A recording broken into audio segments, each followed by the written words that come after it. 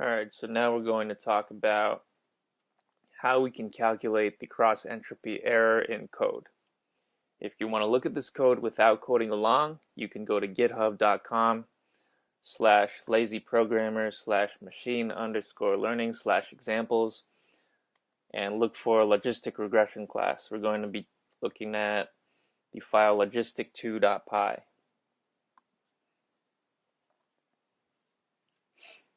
Alright, so I copied some stuff over from the last time we coded. So now this time we're going to have labels, right? Because we need to calculate the error. So I'm going to set my first 50 points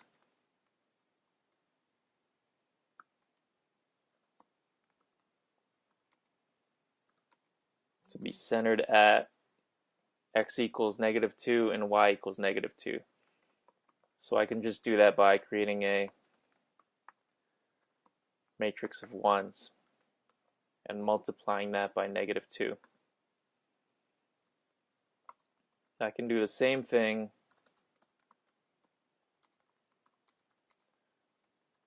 for the other class,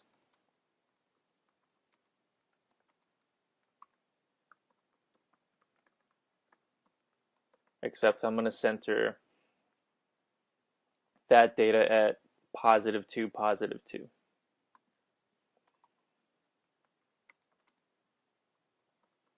I'm going to create my array of targets. So the first 50 I'm going to set to 0, and the next 50 I'm going to set to 1. I'm going to concatenate a column of ones. We already did this last time, so I'm not going to explain it again. And I'm going to do a similar thing with the weights and calculating the sigmoid. Alright, so what I'm going to do right now is I'm going to write a function to calculate the cross entropy error. So it's going to take in the targets and the predicted output, which is all it depends on.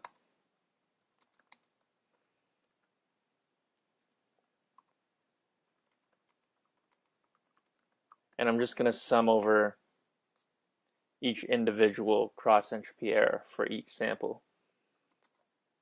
So if the target is 1, then I'm going to subtract log of y. Otherwise, target is 0, and I'm going to subtract the log of 1 minus y. I'm going to return the result at the end.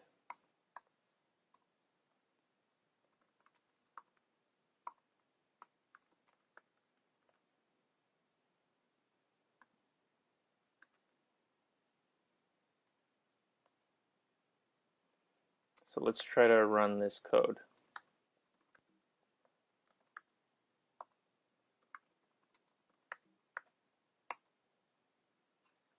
Alright, so that's our cross entropy error. Now something that would be interesting to do would be to use the closed form solution to logistic regression and see how good that solution is. And this will work because we have equal variances in both classes. So the variance is 1, which is the default for NumPy random normal. And so the weights depend only on the means.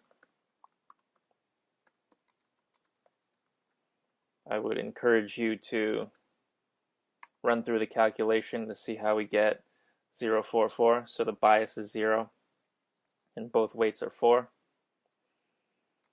We're going to recalculate the output and print the cross entropy again.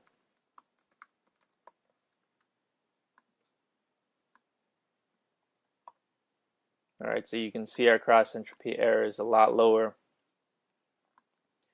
when we use the closed form solution.